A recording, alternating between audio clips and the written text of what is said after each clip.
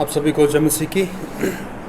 ये समय रहेगा कि हम परमेश्वर के वचन में जाएंगे और जो हमारा सीरीज़ चल रहा है अध्ययन का, वो रोमियो की पुस्तक, उसका दूसरे अध्याय में हम एक बार फिर लौटेंगे और देखेंगे कि आज के दिन में रहते हुए परमेश्वर का वचन जो है वो हमें क्या कहना चाहता है। रोमियो की पुस्तक उसका दूसरा अध्याय और उसका 12 से लेके 16 पद तक आज हम देखेंगे और परमेश्वर के वचन को आदर देते हुए हम अपने स्थानों पे खड़े होंगे और इस वचन को पढ़ेंगे। मैं याद दिला दूं कि ये किसी मनुष्य के विचार नहीं है, परंतु परमेश्वर की पवित्र आत्मा की प्रेरणा से उनके लोगों तक पहुंचाया गया, जो परमेश्वर की आवाज़ है, जिनको उन्होंने इन पन्नों पे उतारा। दूसरा अध्याय रोमियो की पुस्तक उसका 12 से लेके 16 पद तक लिखा है, इसीलिए जिन्होंने बिना व्यवस्था पाए पाप किया वह बिना व्यवस्था के नष्ट भी होंगे, और जिन्होंने व्यवस्था पाकर पाप किया उनका दंड व्यवस्था के अनुसार होगा, क्योंकि परमेश्वर के यहाँ व्यवस्था के सुनने वाले धर्मी नहीं, पर व्यवस्था पर चलने वाले धर्मी ठहराए जाएंगे। फिर जब अन्य जाति लोग जिनके पास व्यवस्था नहीं स्वभाव ही से व्यवस्था की बातों पर चलते हैं, तो व्यवस्था उनके पास ना होने पर भी वह अपने लिए आप ही व्यवस्था है। वे व्यवस्था की बातें अपने अपने हृदयों में लिखी हुई दिखाते हैं और उनके विवेक भी गवाही देते हैं, और उनके विचार परस्पर दोष लगाते या उन्हें निर्दोष ठहराते हैं। जिस दिन परमेश्वर मेरे सुसमाचार के अनुसार यीशु मसीह के द्वारा मनुष्यों की गुप्त बातों का न्याय करेगा। ये परमेश्वर का वचन है, इस पर परमेश्वर की आशीष हो। कृपया अपने स्थानों पर बैठ जाएं। आइए हम प्रार्थना करें। प्रभु जी, हम धन्यवाद देते हैं आपके जीवित वचन के लिए। होने दीजिए कि एक बार फिर से आप हमें कायल करें, एक बार फिर से प्रभु जी आप हमसे बात करें, एक बार फिर से प्रभु जी आप हमें असहज करें और हमें बदलने के लिए मजबूर करें। खासतौर पे उन पापों से फिरने के लिए हमें मजबूर करें जिनको कहीं ना कहीं हमने दफन कर दिया है और उस पाप के साथ समझौता कर लिया है। आप सहायता करें, प्रभु यीशु मसीह के नाम से मांगते हैं, आमीन। रोमियो की पुस्तक दूसरा अध्याय उसका 12 से लेके 16 पद तक हम देख रहे हैं। पिछले सप्ताह जब हम देख रहे थे परमेश्वर के वचन में 1 से लेके 11 पद तक, तो उसमें हमने देखा था कि किस तरह पौलुस जो है परमेश्वर के लोगों को, या कहे उसकी कलीसिया और अन्य जाति जो परमेश्वर को नहीं जानते, उनको किस तरह से चुनौती देते हुए ये बात कहता है कि परमेश्वर जो है वो किसी का पक्षपात नहीं करता। उसने जो कुछ भी बचाए जाने के लिए या उद्धार पाए जाने के लिए जरूरी था वो सब कुछ अपने वचनों में उतार दिया, जहां अपने लोगों के द्वारा परमेश्वर के लोगों तक, कलीसिया तक या पूरे संसार तक उसने पहुंचा दिया, चाहे वो लिखित रूप में वचन हो या फिर सामान्य रूप से जो प्रकृति है उसको दिखाने से हो। क्योंकि प्रकृति, भजनकार जिस तरह से लिखता है 19 भजन में कि जो प्रकृति है, even the nature of the Lord conveys the message of God, कि जो परमेश्वर की सृष्टि है वो परमेश्वर के संदेश को बताती है। तो इसी वजह से पिछले सप्ताह हम देख रहे थे कि अंततः जब लोगों को परमेश्वर के सामने खड़ा किया जाएगा तो then they will not have any excuse. उस समय में उनके पास किसी भी तरह का कोई भी बहाना नहीं होगा कि हमारे पास कोई वचन सुनाने के लिए नहीं आया, या कहे कि कोई भी हमारे पास सुसमाचार का प्रचार करने के लिए नहीं आया। मैंने तो यीशु मसीह का नाम सुना ही नहीं था। लेकिन परमेश्वर तब उस समय में उनको कहेगा कि जो चांद, जो सितारे, जो प्रकृति, जो सृष्टि तू देखता था वो भी मेरे द्वारा बनाई गई थी, जो मेरी ही हस्तकला को बता रही थी, जो कहीं ना कहीं इस सवाल को बता रही थी कि देयर इज अ गॉड, एक परमेश्वर है जिसके द्वारा से ये सब कुछ रचा गया। तो पिछले सप्ताह में जिस यहाँ पे मैंने अंत किया था वो ये सवाल था कि परमेश्वर का न्याय जो है वो आने वाला है। परमेश्वर का न्याय का दिन जो है वो ठहरा दिया गया है, उसमें अभी जो है कोई भी फेर बदल या कहें कोई भी करेक्शन, कोई भी इंप्रोविजन नहीं की जा सकती। परमेश्वर का दिन जो है, न्याय का दिन जो है वो नजदीक है। तो आज जब हम 12 से 16 पद तक में हैं, तो यहाँ पे जो सवाल का जिक्र मैं करना चाहता हूँ, और फिर उसके समाधानों में जाऊंगा, उसके जवाब में जाऊंगा, और वो सवाल है कि how can we escape from God's judgement, कि हम किस तरह से परमेश्वर का जो न्याय निश्चित कर दिया गया है, ठहरा दिया गया है, उससे कैसे बच सकते हैं। परमेश्वर तो अपना जो मन है या कहें मूड है वो नहीं बदलेगा। परमेश्वर ये नहीं कहेगा कि मैं अभी न्याय नहीं करूंगा, मेरा मन नहीं कर रहा अभी, ऐसा नहीं करेगा। परमेश्वर ये बात को नहीं कहेगा कि अभी मैं थोड़ा और आराम कर लेता हूं। पहला तीमुथियुस में हमें मसीह के चरित्र के बारे में बताया गया है, जहां पे लिखा है कि he is a long suffering God, यानी कि वो धैर्य रखकर बैठा हुआ परमेश्वर, एक लंबे समय से उसने धैर्य रखा हुआ है कि मैं अपने लोगों को समय दूंगा, अपने लोगों को संभाले रखूंगा, उनको अवसर देता रहूंगा जब तक वो मेरे पास नहीं आ जाएंगे। लेकिन यहां पे पौलुस चर्चा करता है कि the day of the Lord's judgement has been declared, कि परमेश्वर के न्याय के दिन की घोषणा कर दी गई है। और जब घोषणा कर दी गई है, that means we are counting days, और दूसरी भाषा में कहें कि उल्टी गिनती जो है वो शुरू हो चुकी है। न्याय का दिन जो है कभी भी आ सकता है। तो सवाल ये है कि उस न्याय से हम कैसे बच सकते हैं। Should we run from God, परमेश्वर से भाग जाएं, या फिर अपने सिर को जमीन में दबोच दें कि हमें कुछ दिखाई ना दे, जिस तरह चूहा बिल्ली को देख के करता है, या तो आंखें बंद कर देता है, या अपनी बिल में छिप जाता है यह सोचकर कि बिल्ली निकल जाएगी, लेकिन बिल्ली उसी की ताक में बैठी हुई है छिपकर कि कब बाहर आएगा और कब मैं उसे दबोच लूंगी। तो क्या हम परमेश्वर से भाग जाएं कि परमेश्वर का न्याय हम पर ना पड़े जैसे योना ने किया था, और या फिर अपने आप को कहीं पे छिपा लें, सुरक्षित जगह पे ले जाएं और कहें कि यहां सेफ है, ये बिल्डिंग जो है काफी मजबूत है, तकड़ी बनी हुई है, यहां पर परमेश्वर का न्याय जो है नहीं पहुंच पाएगा। लेकिन परमेश्वर का वचन सुसमाचार में कहते कि अंत के दिनों में लोग इस बात को कहेंगे कि हे पहाड़ों तुम मुझ पर गिर पड़ो, ताकि मैं परमेश्वर का न्याय फेस ना करूं। अंत के दिनों में लोग परमेश्वर के न्याय से बचने के लिए पुकारेंगे, दुहाई लगाएंगे, लेकिन then there will not be any escape, कोई भी वहां पे बचाव नहीं होगा। ना तो जमीन में छिपकर हम बैठकर सुरक्षित हो सकते हैं, ना परमेश्वर से भागकर सुरक्षित हो सकते हैं, ना पहाड़ों तले छिपकर या कहें पहाड़ों को अपने ऊपर गिराकर उसकी छाया में बैठकर हम सुरक्षित हो सकते हैं। Then how we can do that?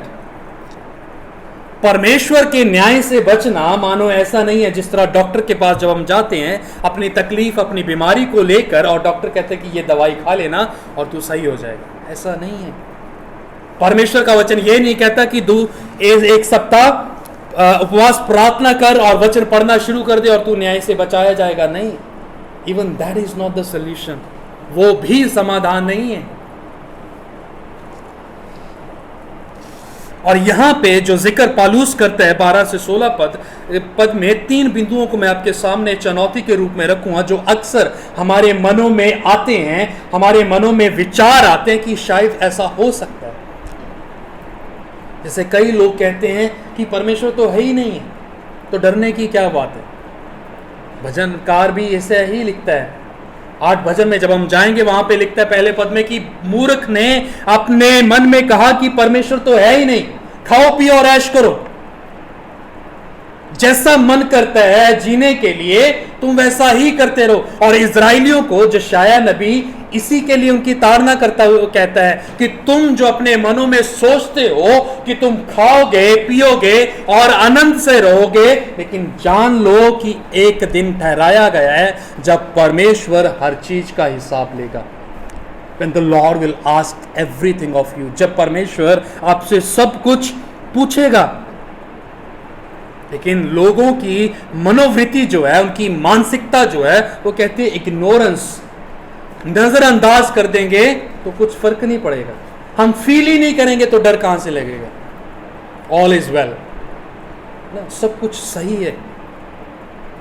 तो पहला बिंदु जो है, ignorance is not the solution, 12 पद में जिसमें हम देखते हैं कि जो नजरअंदाज करना है, जो अनदेखा करना है, अपनी नजरों को उस चीज से हटाकर दूसरी दिशा में देखना जो है वो समाधान नहीं है। ऐसे नहीं हो सकता कि हम अपने मनों में कहने लग जाएं कि हम परमेश्वर के न्याय के बारे में सोचेंगे नहीं तो परमेश्वर से हमें डर नहीं लगेगा। Whether you know it or not, God will judge you. चाहे तुम जानते हो चाहे नहीं जानते, परमेश्वर तुम्हारा न्याय करेगा। नजरअंदाज करने से कुछ फर्क नहीं पड़ता। जब हम छोटे होते थे तो हमें घर में बताया जाता था कि जब दर्द हो तो अपनी जीभ को अपने दांतों तले दबोच लो या दबा लो तो दर्द कम होगा। जब डॉक्टर के पास लेके जाया जाता था, इंजेक्शन लगता था, तो हम अपनी जीभ को अपने दांतों तले दबा लेते थे कि दर्द ना हो, बड़ा दर्द तो हो रहा है, सिर्फ हमने अपने नजरों को फेरा है, दर्द तो वहीं पे है, दर्द खत्म नहीं हुआ। और इसी प्रकार से कहीं ना कहीं जब हम परमेश्वर की बात करते हैं और उस परमेश्वर की बात करते हैं जो न्याय है, जो सच्चा न्याय है, उसको हम नजरअंदाज करना चाहते हैं,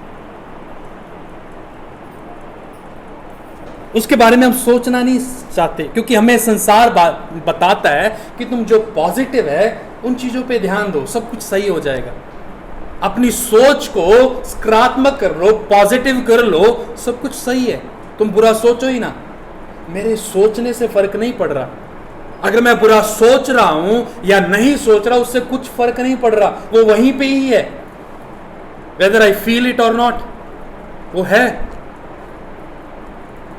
और यहां पे 12 पद में लिखा है, इसीलिए जिन्होंने बिना व्यवस्था पाए पाप किए वह बिना व्यवस्था के नष्ट भी होंगे, और जिन्होंने व्यवस्था पाकर पाप किया उनका दंड व्यवस्था के अनुसार होगा। और लोग उस समय में कह रहे थे कि हमारे पास तो कोई आया नहीं सुसमाचार सुनाने, मैं तो परमेश्वर को जानता नहीं, मेरा न्याय कैसे होगा? जैसे अक्सर हम ये सवाल करते हैं कि जो बिना परमेश्वर को जाने मर गए उनका न्याय कैसे होगा? क्या परमेश्वर उनको नरक में भेज देगा या स्वर्ग में भेज देगा? या उस नए जन्मे बच्चे के लिए जो अभी जन्मा और 1 घंटे बाद या 2 घंटे बाद 5 घंटे बाद 5 दिन बाद जिसकी मृत्यु हो गई, उसका न्याय क्या होगा? क्या वो स्वर्ग में जाएगा या नरक में जाएगा? परमेश्वर उससे कैसा हिसाब लेगा? कहां जाएगा वो? उसने तो कोई पाप नहीं किया, उसने तो अपनी आंखें भी नहीं खोली, वो तो चलना भी नहीं जानता था, बोलना भी नहीं जानता था। और उसका जवाब दाऊद भजन संहिता 51 में देते हुए कहता है कि मैं तो अपने मां के गर्भ में जब पला तब से ही पापी हूं, मैं तो गर्भ से ही पापी हूं, पाप में ही मेरा जन्म हुआ। तो फिर मेरी उम्र चाहे 5 साल है, चाहे 50 साल है, चाहे 6 साल या 60 साल है, आई एम अ सिनर, मैं पापी हूं। और पाप के कारण मेरा न्याय होना निर्धारित कर दिया गया है। मेरी उम्र जो है, मेरी इनोसेंस जो है, मेरी मासूमियत जो है, वो इस बात की गवाह नहीं कि मैं पापी नहीं हूं। बच्चे भी पापी हैं, क्योंकि पाप जो है वो कोई दाग नहीं है, that is in our blood, वो हमारे डीएनए में है, क्योंकि हमने आदम और हवा से उसको लिया है। इसीलिए दाऊद पुकारते हुए परमेश्वर के आगे चिल्लाते हुए भजन संहिता 51 में कहता है कि हे परमेश्वर मुझ पर दया कर, मुझ पर अनुग्रह कर, ताकि जब तू अदालत करे तो मैं उसमें धर्मी ठहरूं। मेरे पापों को धोकर तू हिम की नाई सफेद कर दे, क्योंकि मेरा पाप जो है वो अक्सर मेरे सामने बना रहता है, मैं उससे इग्नोर नहीं कर पा रहा, वो अक्सर मुझे तंग करता रहता है, क्योंकि पाप ही में मेरा जो जन्म हुआ, मैं तो पाप ही में अपनी मां के गर्भ में आया, उसकी कोख में आया। तो हम कैसे परमेश्वर के न्याय को नजरअंदाज करके उससे बच जाएंगे? We can not and we will not.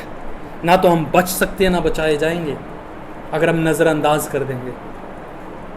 कई बार क्या होता है कि हम नजरअंदाज करते हैं चीजों को, इग्नोर करते हैं, खासतौर पे अगर मैं अपने घर की उदाहरण दूं, जब मुझे कुछ काम करना होता है तो अकीश और जोनाथन काफ़ी शोर करते रहते हैं, तो मैं उनको ऐसा फील करता हूँ जैसे कि वो यहाँ पे है ही नहीं। बहुत हल्ला गुल्ला करते हैं, लेकिन मैं उनको फील करता हूँ कि वो नहीं है, तो मैं अपने माइंड को बिल्कुल ड्रिफ्ट कर देता हूँ उस काम की ओर जो मुझे करना है। क्योंकि जब आप नोट करोगे तो आपको सुई की टिक टिकी की आवाज़ भी सुनाई देगी। अगर आपने नहीं करना तो आपको पास होता शोर शराबा भी सुनाई नहीं देगा। लेकिन ये जो न्याय का दिन है, इसका शोर शराबा जो है बहुत अच्छे से सुनाई देगा। और यहाँ पे परमेश्वर का वचन कहते हैं कि वो लोग जो कहते हैं कि हमें तो सुसमाचार जो है सुनाया नहीं गया है, हमारे पास कोई सुनाने के लिए नहीं आया, परमेश्वर कहता है जिनके पास व्यवस्था नहीं थी वो बिना व्यवस्था के परमेश्वर के न्याय को फेस करेंगे। Ignorance is not the solution. दूसरी बात यो यहाँ पे हम देखते हैं 13 पद में लिखा है, क्योंकि परमेश्वर के यहाँ व्यवस्था के सुनने वाले धर्मी नहीं पर व्यवस्था पर चलने वाले धर्मी है। सेकंड पॉइंट जो है, hearing is not just enough. सुनना जो है वो पर्याप्त नहीं है, काफी नहीं है। हम सोचते हैं कि इतवार के दिन हम संडे में जाए, आराधना कर ली, प्रार्थना कर ली, वचन सुन लिया, काफी है। लेकिन यहां पे पौलुस लोगों को चुनौती देते हुए कहते हैं कि वचन का सुनना जो है वो काफी नहीं है, काफी नहीं है वचन का सुनना। But then God is more interested when you do all these things what you have been hearing. परमेश्वर उस चीज में दिलचस्पी लेता है जब तुम करते हो उन बातों को जिसको तुम सुन रहे हो। वो हमारे करने में दिलचस्पी लेता है। इसीलिए याकूब अपनी पत्री में लिखते हुए कहते हैं कि तुम सिर्फ सुनने वाले नहीं परंतु वचन के करने वाले बनो, क्योंकि परमेश्वर के वचनों पर चलना ही हमें परमेश्वर के पास ले जाता है। वचन को सुनना नहीं, परमेश्वर के वचनों पे चलना। अगर सुनना हमें परमेश्वर के न्याय से बचा लेता तो मैं सोचता हूं कि जो शैतान था वो सबसे पहले स्वर्ग में होगा। वो ना सिर्फ वचन को सुनता था परंतु वचन को याद करता था। अगर हम अपनी बात करें तो अपने आप से सवाल करें कि हमें कितना वचन याद है, कितने पद हमें याद है। यूहन्ना 3:16, भजन संहिता 1, फिलिप्पियों 4:13, प्रकाशित वाक्य 3:20, कुछ पद ऐसे हैं। तो जब हम परमेश्वर के सामने खड़े होंगे, परमेश्वर को कहेंगे कि क्या मैं सुनाऊं कि मैंने क्या क्या याद कर रखा है। The memorising the scripture will not even secure us. वचन को याद करना भी हमें परमेश्वर के पास नहीं ले जाएगा। वचन पे जब हम बने रहेंगे, वचन को जब हम अभ्यास करेंगे अपने जीवन में, तब हम परमेश्वर के उस बड़े न्याय से बच सकते हैं। इसीलिए भजनकार पहले भजन में कहते हैं कि क्या ही धन्य है वो मनुष्य जो पुरुष जो दुष्टों की युक्ति पर नहीं चलता और ना पापियों के मार्ग में खड़ा होता है और ना ठट्ठा करने वालों की मंडली में बैठता है, परंतु वह तो यहोवा की व्यवस्था से प्रसन्न रहता है और उसकी व्यवस्था पर रात दिन मनन करता है। वह उस वृक्ष के समान है जो बहती नालियों के किनारे लगाया गया है और अपनी ऋतु में फलता है और जिसके पत्ते कभी मुरझाते नहीं, इसीलिए जो कुछ वह पुरुष करे वो सफल होता है। अभी इसका विपरीत लेके चले, वो पुरुष जो सिर्फ सुनता है वो क्या करता है? इसी भजन को अगर मैं रिवर्स करूं तो होगा, श्रापित है वो मनुष्य जो दुष्टों की मंडली में दुष्टों की युक्ति पर चलता है। श्रापित है वो मनुष्य जो पापियों के मार्ग में अक्सर खड़ा रहता है, जो ठट्ठा करने वालों की मंडली में बैठता है, जो व्यवस्था परमेश्वर की व्यवस्था से प्रसन्न नहीं होता। जब परमेश्वर के वचन पूरी स्पष्टता के साथ बोले जाते हैं तो वो चाहता है कि वो वहां से उठकर चला जाए। वो परमेश्वर की व्यवस्था पे दिन रात मनन नहीं करता। वो एक ऐसे गंध की तरह है जिसके पास कोई जाना नहीं चाहता। लेकिन वो व्यक्ति जो परमेश्वर की व्यवस्था पर दिन रात मनन लगाए रखता है, उसमें प्रसन्न रहता है, वो बचाया जाएगा। वो धन्य है, धन्य है वो व्यक्ति। हम सोचते हैं कि परमेश्वर के वचन को सुनना हमारे लिए काफी है, और इस बात को और ज्यादा स्पष्टता से हम देखेंगे जब हम 10 अध्याय में आएंगे। पौलुस वहां पे कहते हैं इन बातों को कि जो विश्वास है वो सुनने से आता है। लेकिन इसका मतलब ये नहीं है कि हम सिर्फ सुनेंगे पर विश्वास नहीं करेंगे। सुनना, hearing of the word of God leads us to have a faith in God. जब हम परमेश्वर के वचन को सुनते हैं वो हमें परमेश्वर में विश्वास की ओर ले जाता है।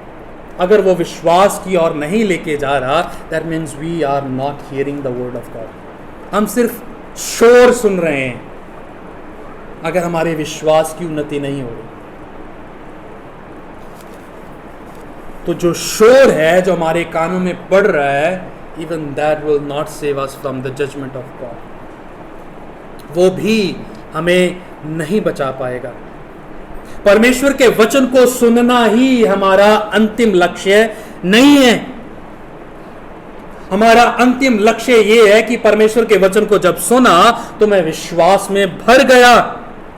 ना सिर्फ विश्वास में भरा, परंतु उसकी व्यवस्था की पुस्तक जो है उसके अनुसार अपने जीवन को जीने लग गया। That is our destiny.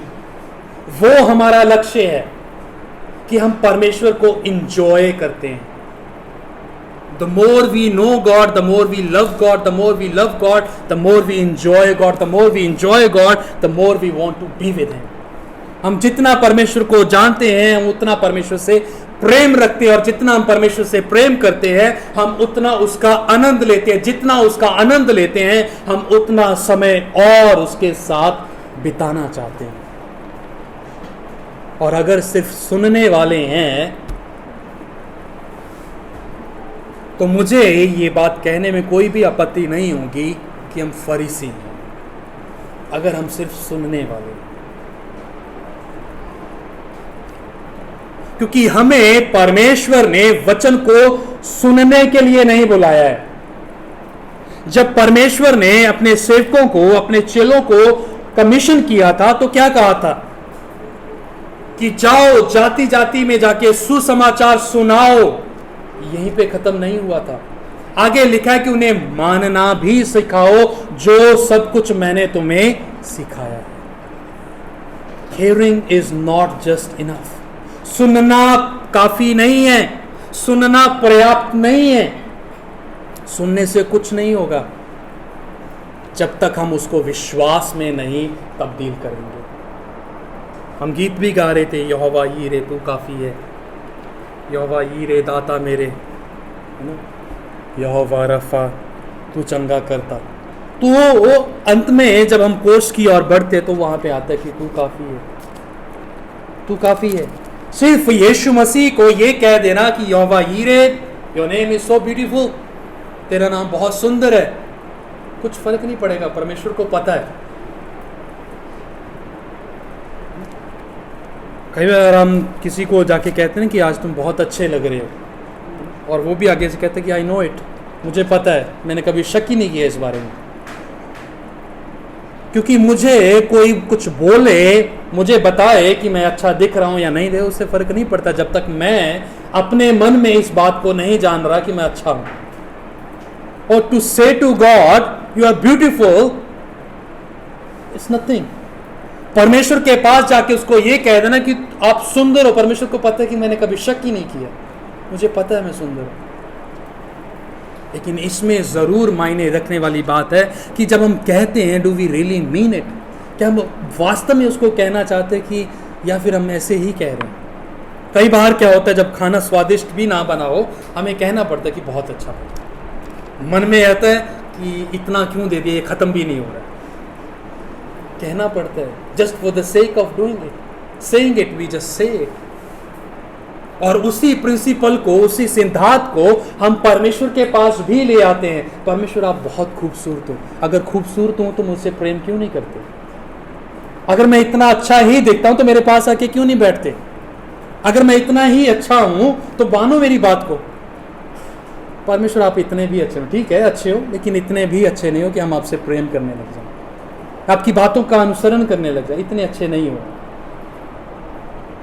क्यों? क्योंकि हमने परमेश्वर को यूजफुल किया हुआ है या बनाया हुआ है, वो हमारे लिए लाभकारी है।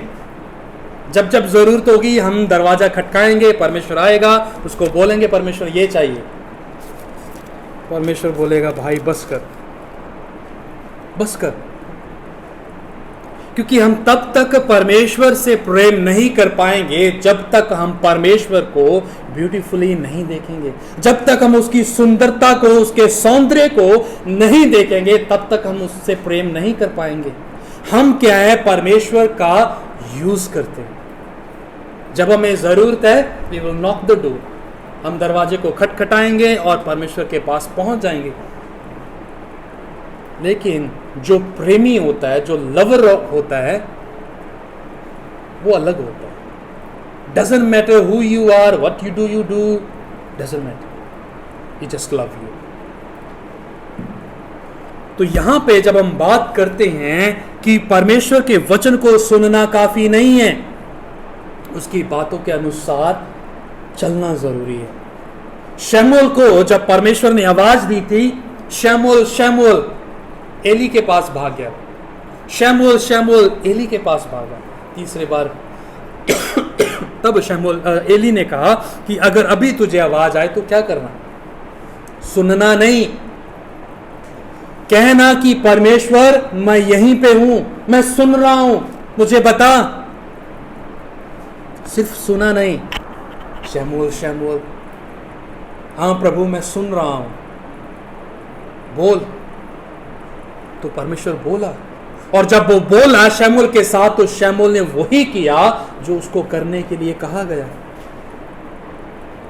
यीशु मसीह को जब हमारे लिए दे दिया गया था, इस दुनिया में भेजा गया, हमारे पापों के बलिदान के रूप में जब उसको कुर्बानी देनी थी, तो जब बारी आई गत्समनी के बगीचे में, यीशु मसीह का पसीना जो था वो लहू बनकर बह रहा था, तो यीशु मसीह ने भी इस बात को कहा था कि हे पिता, अगर हो सकता है तो ये प्याला जो तेरे क्रोध का है वो टल जाए, लेकिन फिर भी मेरी इच्छा नहीं परंतु आपकी इच्छा पूरी, आपकी इच्छा पूरी हो। I am ready to do it.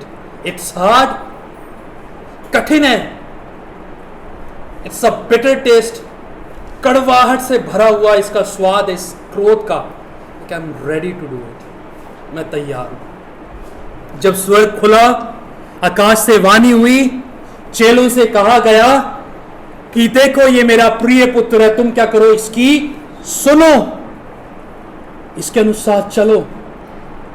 उन्होंने सुना तो सही लेकिन चले नहीं। और हम भी कहीं ना कहीं जब अपने जीवन की बात करते हैं तो कहीं ना कहीं हम भी इसी में है कि हमें सुनना पसंद है। इट एक्साइट्स अस। अभी भी जब हम वचन में बैठे हुए हैं, वचन पे मनन कर रहे हैं, सीख रहे हैं, तो हम बहुत ज़्यादा एक्साइटेड हैं। हमें लग रहा है कि भाई कल से तो मानो अलग ही होंगे, पूरी आत्मिकता से भर जाएंगे हम। कल एक नया जीवन होगा, प्रार्थना में जीवन होगा, वो जीवन जो परमेश्वर के वचनों में लथपथ है। सुबह उठेंगे आंखें नहीं खुलेंगी, पहले तो अंगड़ाइयां लेते हुए कैसे ना कैसे धक्का मुक्की करके खड़ा होंगे। और अगर किसी ने गलती से याद दिला दे, भाई साहब कल कुछ वायदा किया था, कौन सा वायदा? मैंने तो नहीं किया था, वो अपने आप से हो गया था। क्यों? क्योंकि हमने सिर्फ सुना। इंग्लिश में दो वर्ड्स आते हैं, एक होते हैं मूव और एक होता है transform. Most of the time जब हम वचन को सुनते हैं, इट मूव्स आवर हार्ट। हमारा हृदय जो है वो मूव होता है, जगह बदल लेता है। पहले मैं कुछ और फील कर रहा था, अभी मैं कुछ और फील कर रहा हूं, but it does not transform us. वो हमें बदलता नहीं। परमेश्वर ने हमें इसीलिए नहीं बुलाया ताकि जब उसके वचन का प्रचार हो तो हम मूव हो जाएं, हम कायल हो जाएं, लेकिन इसीलिए बुलाया गया ताकि हम बदल जाएं। जब मूसा को परमेश्वर ने सिनै पर्वत पे बुलाया और अपने प्रकाश उस पर डाला, तो जब मूसा लौटकर इजराइलियों के मध्य में आया तो इजराइलियों ने क्या कहा था? भाई हमसे दूर चला जा, हम तुझे देख नहीं पा रहे, तेरे चेहरे पे इतना प्रकाश है, हम तुझे फेस नहीं कर पा रहे, क्योंकि वो परमेश्वर से मिलकर निकला था। परमेश्वर की आवाज को सुनकर, उसकी गतिविधियों को सुनकर, उसकी योजनाओं को पूरा करने के लिए वो निकल पड़ा था। हम जब परमेश्वर के संग बैठते हैं और जब वहां पे बैठे होते हैं 3600 बार तो आवासियां आती हैं। अगर कहीं ना कहीं मन लग जाए प्रार्थना में तो ध्यान सुई की तरफ रहता है कि अभी ज़्यादा समय हो गया, इतनी लंबी प्रार्थना तो मैंने कल भी नहीं की थी जितनी आज कर ली, आमीन बोलना पड़ेगा जल्दी। कहने का मेरा मतलब ये है कि हम उस कैटेगरी में आ गए हैं जहां पे हमने अपने आप से समझौता कर लिया है कि अब परमेश्वर के वचन को सुनना जो है वो पर्याप्त है। वचन में कहीं पे भी किसी पद में ये नहीं लिखा कि तुम सुनो और बचाए जाओगे, नहीं, कहीं पे भी नहीं लिखा। सुनने से विश्वास उत्पन्न होगा और वो विश्वास जो है तुम्हें बचाएगा। But we made our level best that we will just hear and we will not be transformed. हम सिर्फ सुनेंगे लेकिन बदलेंगे नहीं। अगर परमेश्वर जिद्दी है तो मुझसे ज्यादा जिद्दी।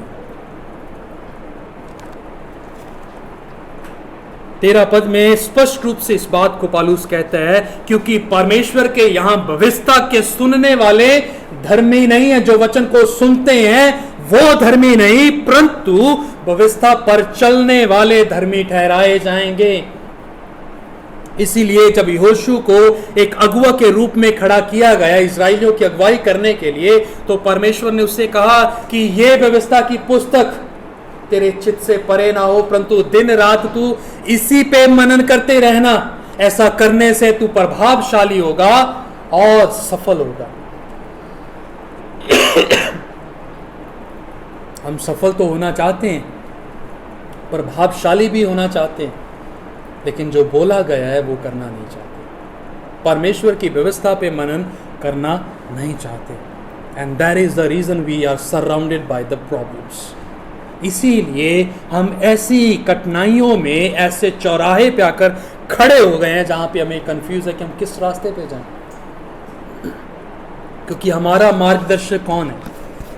वचन है, जो हमारी अगुवाई करता है, जो हमें परमेश्वर की ओर ले जाता है, वो वचन है। नए पुराने नियम में परमेश्वर की व्यवस्था थी जो परमेश्वर के लोगों के आगे आगे चलता था, यही था जो उसको राह दिखाता था, बाकी सब पीछे होते थे। लेकिन मेरे जीवन की जब हम बात करते हैं, हम अपने जीवन को देखते हैं, तो ये व्यवस्था की पुस्तक कहां पे है भी है कि नहीं? कौन है जो मेरा मार्गदर्शन कर रहा है? कौन है जो मुझे सलाह मशवरा दे रहा है? कौन है जो मेरे जीवन के फैसले ले रहा है? मैं, परमेश्वर और उसका वचन, या फिर कोई और व्यक्ति? इजराइलियों के लिए उन्होंने ये ठान लिया था, यहूदी लोगों ने, कि हम सिर्फ सुनेंगे, करेंगे नहीं। और वचन कहता है वचन का सुनना जो है वो काफी नहीं है। नजरअंदाज करना हमें परमेश्वर के न्याय से नहीं बचाएगा। परमेश्वर के वचन को सुनना हमें परमेश्वर के न्याय से नहीं बचाएगा। Then who will save us? कौन है जो हमें बचाएगा? 14 से लेकर 16 पद तक लिखा है, फिर जब अन्य जाति लोग जिनके पास व्यवस्था नहीं स्वभाव से ही से इस व्यवस्था की बातों पर चलते हैं, तो व्यवस्था उनके पास ना होने पर भी वे अपने लिए आप ही व्यवस्था है। वे व्यवस्था की बातें अपने अपने हृदयों में लिखी हुई दिखाते हैं और उनके विवेक भी गवाही देते हैं और उनके विचार परस्पर दोष लगाते या उन्हें निर्दोष ठहराते हैं। जिस दिन परमेश्वर मेरे सुसमाचार के अनुसार यीशु मसीह के द्वारा मनुष्यों की गुप्त बातों का न्याय करेगा, उस समय में जब परमेश्वर का न्याय आएगा, then there is only one who can save us and that is Jesus himself. वो स्वयं यीशु मसीह ही है। लेकिन यहां पे जिस बात के ऊपर मैं जोर देना चाहता हूं 16 पद में पाई जाती है, यीशु मसीह के द्वारा मनुष्यों की गुप्त बातें, गुप्त बातें, सीक्रेट्स। एवरीवन हैज हिज और हर सीक्रेट्स। हर किसी की अपने सीक्रेट्स हैं जिसको सिर्फ परमेश्वर और मैं जानता हूं, जो मेरे और सिर्फ परमेश्वर के बीच में है। और कुछ ऐसी बातें होती हैं जो सबको पता होती हैं, जो कुछ बातें होती हैं जो परमेश्वर को पता है, मुझे पता है और कुछ चंद लोगों को पता है। लेकिन कुछ बातें हैं जो मेरे और परमेश्वर के बीच में ही है और किसी को नहीं पता। और कुछ बातें ऐसी है जो मैं सोचता हूं कि ये परमेश्वर को भी ना पता चले, and that is called the secrets.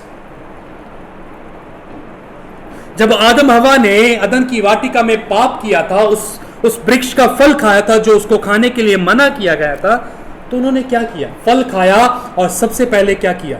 जाके छिप गए। और जब परमेश्वर उनसे बात करने के लिए, संगति करने के लिए अदन की वाटिका में आया तो पूछा, आदम आदम तू कहां है? आदम ने क्या बोला? मैं तो छिपा हुआ हूं, हाइड एंड सीक खेल रहे हैं, लुक्का छिपी खेल रहे हैं। परमेश्वर आप मुझे ढूंढ के दिखाओ। परमेश्वर को पता था कि क्या हुआ है, परमेश्वर को पता था कि किस तरह से आदम ने फल को खा लिया है, लेकिन वो सीक्रेट को उसने सीक्रेट रखना चाहा। और मैं सोचता हूं यदि परमेश्वर उस समय में आदम को सवाल ना करता कि तुझे किसने बोला था ये फल खाने के लिए, जब तुझे किसने बता दिया कि तू नंगा है, तेरे शरीर पे वस्त्र नहीं है, तो कभी भी वो नहीं बताता। जब तक हमारे सीक्रेट रिवील ना हो जाएं, हम तब तक उनको सीक्रेट ही रखना चाहते हैं।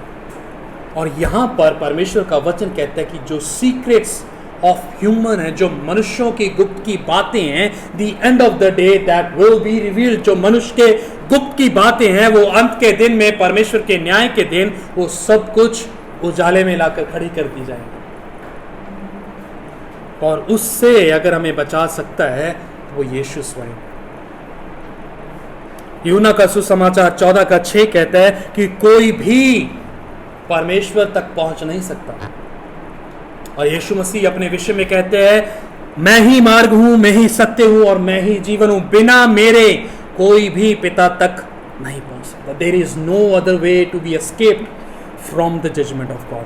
कोई भी दूसरा मार्ग नहीं है जिससे हम परमेश्वर के न्याय से बच जाएं। अगर हमें कोई बचा सकता है, दैट इज गॉड हिमसेल्फ।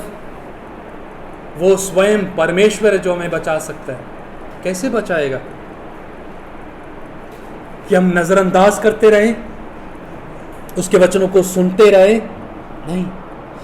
जब तक हम ट्रू रिपेंटेंस ना कर रहे, सच्चा पश्चाताप ना कर रहे, दाऊद की तरह जिसने कहा कि ये परमेश्वर तू मुझे एक नया हृदय दे दे, मुझे नया आत्मा दे दे, ताकि बुराई की सारी बातें मुझसे जाती रहें और मैं नया प्राणी बन जाऊं, एक नया मनुष्य बन जाऊं। या पतरस की तरह जिसने पाप किया, यीशु मसीह का इनकार कर कर कि मैं तो इसको जानता भी नहीं, लेकिन जब उसने जाना तो वो बिल्ख बिल्ख के रोया और परमेश्वर की सेवा में लग गया। जब मैं पश्चाताप कर रहा हूं, मैं अपने गलतियों को, अपने पापों को, अपने गुनाहों को परमेश्वर के सामने रख रहा हूं, व्हाट एम आई थिंकिंग? मैं क्या सोच के पश्चाताप करता हूं? जब मेरे पश्चाताप का वजन कितना है, वो कितनी देर का पश्चाताप है? एक बात सत्य है कि कोई भी पाप क्यों ना हो, उसका दंड जो है वो मृत्यु है। Not even a small sin be forgiven. छोटा सा ही पाप क्यों ना हो, वो भी क्षमा नहीं किया जाएगा जब तक हम पश्चाताप ना करें। जैसे पहले अध्याय में हमने देखा था कि माता पिता की आज्ञा में ना बनना, उनकी आज्ञाओं पे ना चलना भी पाप है। हमारे लिए क्या है? वो पाप नहीं है, वो मेरी चॉइस है, my life my rules. But परमेश्वर के लिए वो पाप है। मेरे पाप इतने गंभीर हैं कि एक पिता को अपने एक लौते पुत्र को सूली पे, सलीब पे, उस क्रूस पर चढ़ाना पड़ा। इतने गंभीर है, और लेकिन मेरे लिए वो पाप है। कोई बात नहीं, हो गया तो हो गया, कल से नहीं करेंगे।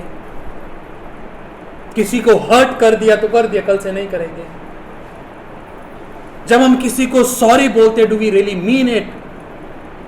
जो सिर्फ कहने के लिए सॉरी है, सॉरी बोल दिया, आगे से नहीं होगा, but then again we will do it. और वही चीज हम कहीं ना कहीं परमेश्वर के साथ भी करते हैं। परमेश्वर के पास बैठेंगे, उसको सॉरी बोलेंगे, और जैसे ही उठकर गए उसी बातों में फिर लग गए। हम तब तक पापों से नहीं फिरेंगे जब तक हम परमेश्वर के न्याय की गंभीरता को, उसकी वास्तविकता को और उसके वचन को नहीं समझ लेते। क्योंकि यदि हम परमेश्वर को जानते कि वो प्रेम करने के अलावा सच्चा न्याय भी है, तो हम कभी भी पाप का आनंद ना लेते। और यदि हम आज भी पाप का आनंद ले रहे हैं और हम सोच रहे हैं कि the secrets of our life, हमारे जीवन की जो गुप्त बातें वो किसी को पता नहीं चलेंगी, वो मूर्खता है। दे विल बी रिवील्ड, वो सब प्रकाशित की जाएंगी, सब उजाले में लाके खड़ी कर दी जाएंगी। और फिर हम कहेंगे कि नहीं नहीं नहीं, ये मैं नहीं हूं, ये मेरे जैसा दिखता है लेकिन मैं ऐसा नहीं, मैं ही हूं। जिस तरह पतरस ने इनकार किया था जब उससे सवाल किया गलीली स्त्री ने, ये वही तो नहीं जो यीशु मसीह के साथ था? पतरस ने नहीं नहीं नहीं, मैं वैसा नहीं हूं, मैं तो उसको जानता भी नहीं, हमने इसको देखा है, ये भी यीशु मसीह के साथ ही था। नहीं नहीं नहीं बहन, कि कोई और होगा, हम सारे यहूदी एक से ही दिखते हैं। नहीं, जैसे हम चाइनीज लोगों को जब देखते हैं ना, एक से ही दिखते हैं हमें, तो हम ऐसे ही देख करते हैं लोगों के विषय में। नहीं, मेरे जैसा दिखता होगा, मैं तो ऐसा हूं ही नहीं। लेकिन परमेश्वर से छिपा नहीं जा सकता। जो मेरे ख्यालों को इससे पहले कि वो मेरे दिमाग में भी आए वो जानता है, तो वो मेरे पाप को भी जानता है। एक चीज जो मुझे सबसे ज्यादा भयानक लगती है, जो मुझे डराती है, वो यशायाह का परमेश्वर के साथ इनकाउंटर, जो यशायाह की पुस्तक 6 अध्याय में आता है, जब यशायाह नबी ने कहा था कि मैंने पवित्र परमेश्वर को उसके सिंहासन पे विराजमान देखा और उसके इर्द गिर्द सेराफिम को चिल्लाते हुए सुना, पवित्र पवित्र पवित्र, अति पवित्र सेनाओं का यहोवा अति पवित्र। उस परमेश्वर को मैंने देखा, उस परमेश्वर को मैंने देखा। लेकिन उसके विपरीत क्या हुआ? अगर मैंने उसे देखा तो उसने मुझे भी देखा है। हम भूल जाते हैं कि यदि हम परमेश्वर को जानते हैं, He also knows us, वो मुझे जानता है। मैं क्या कर रहा हूं अपने व्यक्तिगत जीवन में वो जानता है। मैं छिप कर एक अपने आप को बंद दरवाजे में कर कर क्या कर रहा हूं वो जानता है। And the Lord said that the day has been appointed, the day has been declared.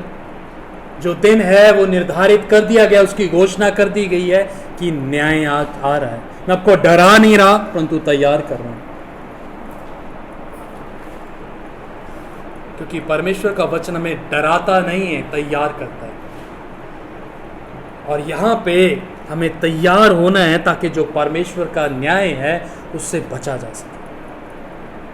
अगर हमें कोई बचा सकता है तो स्वयं परमेश्वर है। उसको नजरअंदाज करके, उसके वचन को सिर्फ सुनकर हम बचाए नहीं जा सकते। और रोमियो की पुस्तक इस बारे में बहुत गंभीर है कि पाप जो है, परमेश्वर उसके साथ समझौता नहीं करेगा। जो परमेश्वर अपने इकलौते पुत्र को छोड़ सकता है, he can also abandon us, वो हमें भी छोड़ सकता है। जिसने अपने इकलौते पुत्र को क्रूस पर मरने के लिए छोड़ दिया और उसकी तरफ मुड़कर ना देखा, हम किस खेत की मूली थे? हमारे साथ भी ऐसा होगा। The judgement of God is real. जो परमेश्वर का न्याय है वो वास्तविक है, वो होगा, बातें नहीं है, वो होगा। लेकिन इससे पहले परमेश्वर का न्याय आए, हमारे पास अवसर है कि हम परमेश्वर की ओर मुड़ें। जैसे हमने गाया था, खुल जाएंगी किताबें जब भी हिसाब होगा, इंसाफ का तराजू यीशु के हाथ होगा। He will not do partiality, पक्षपात नहीं करेगा, इंसाफ होगा, जस्टिस विल प्रिवेल, सच्चा न्याय होगा,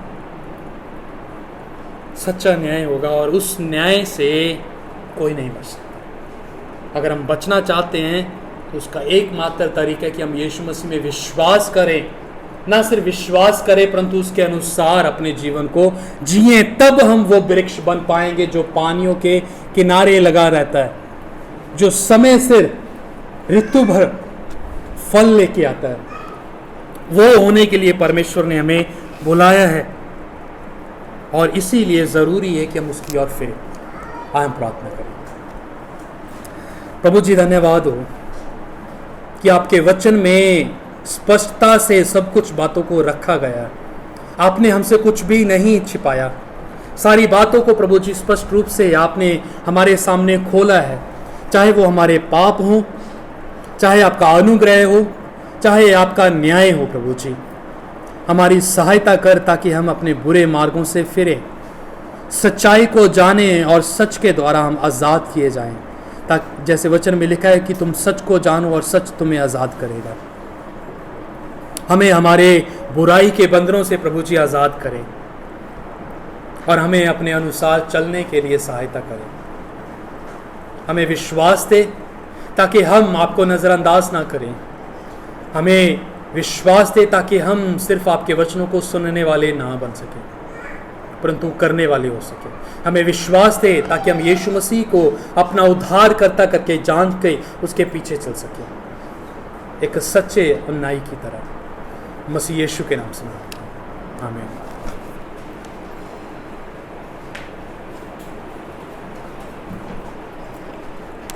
प्रभु का हम धन्यवाद करते हैं परमेश्वर के वचन के लिए।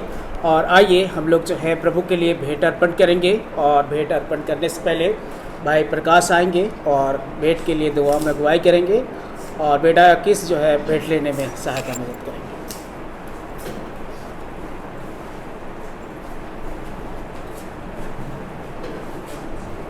आइए हम भेंट के लिए प्रार्थना करेंगे। सुशक्तिमान जीवित पिता परमेश्वर, धन्यवाद देते हैं प्रभु जी, आपने सहायता की, मदद की प्रभु जी हर कार्यों में प्रभु जी। और विशेषकर प्रार्थना करना चाहते प्रभु जी भेंट के लिए, जब लिया जाता है पिता परमेश्वर भेंट, उसे पिता परमेश्वर हम आपसे विनती प्रार्थना करते हैं कि आपके सम्मुख रखा जाता है प्रभु, उसे पिता परमेश्वर इस्तेमाल करने में प्रभु जी हमारी सहायता करें, मदद करें, हमारे समझ बुद्धियों को खोले और प्रभु जी उस कार्य को सही तरीके से हम करने वाले बन सके प्रभु जी। धन्यवादित हैं प्रभु जी हमारी प्रार्थना को सुनने के लिए। प्रार्थना कृष्ण के नाम से मांगते हैं, आमीन।